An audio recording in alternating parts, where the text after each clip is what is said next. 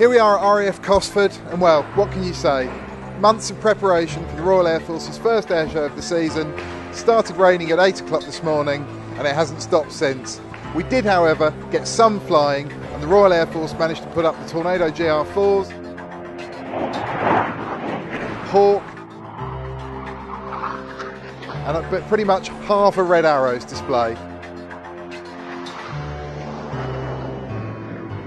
The Turbulence flew, complete with a mini-cam from PlanesTV, and we had a number of other items as well, including Brendan O'Brien, Royal Navy Black Cats, and the Belgian A109. Maybe we shouldn't really call them highlights, but that's what we're going to show you, and here they are now.